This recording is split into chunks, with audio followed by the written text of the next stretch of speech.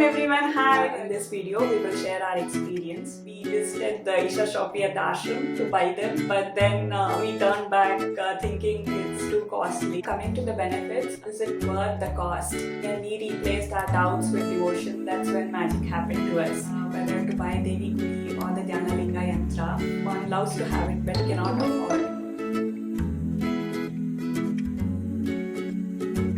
Namaskaram everyone, hi, welcome to our channel Couple and Wine. My name is Ranjita. In our previous videos, we have unboxed some of the consecrated items from Isha, such as the Devi Gudi and the Dhyanalinga Yantra.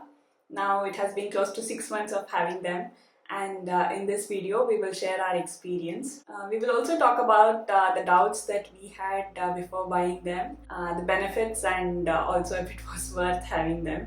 So let me start with a little bit of background. We did not buy these consecrated items right away. So I started doing Isha Kriya about 5 years ago in 2016. And when I found it was having a positive impact on me, I thought, let me create a separate space, a dedicated room where I can do my practices. At that time, I just had Sadhguru's More Than a Life book, and I used to lit an oil lamp every day and do my practices. That itself made a huge difference in the way I experienced my practices.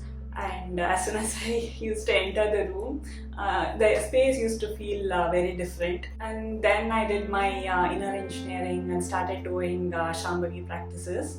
Then I got just the printout of Linga Bhairavi Devi's image. I just stuck that up on the wall and used to do the practices by offering a flower or a fruit. And then we got the Dhyanalinga photo and also Sadhguru's Mystics Musings book. By then we could feel that the entire room, the space was more vibrant, and it had become very alive. Then came a point in our lives where we wanted to deepen our practices. We wanted to start Hatha Yoga, but we lacked the necessary intensity within us. We were lazy, and we needed that support, that motivation to take us forward. So that's when we started thinking about buying the consecrated items. But we had our doubts if we are ready to take up that responsibility of having and maintaining the necessary atmosphere that was needed for the consecrated item, be it the Devi Gudi or the Dhyanalinga Yantra. There were instances where we visited the Isha Shopee at the ashram to buy them, but then we turned back thinking it's too costly, and we were wondering if it was even worth the cost. Then we actually watched a lot of YouTube videos about Devi Yantra and the experiences. We also spoke to meditators who had the Yantra, and we finally decided to get them. Now coming to the experience, so the first day when we got the Devi Gudi, we cleaned the space, we decorated the space, we offered fruits, flowers, and when we sat for our practices, it was almost like we were at the Devi temple at the ashram. The same was with the Dhyanalinga too.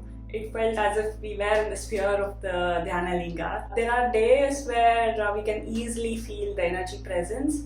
There are also days where we don't feel anything because we are just too full of ourselves and we are not focused. The energy is always there. It's like living in the temple.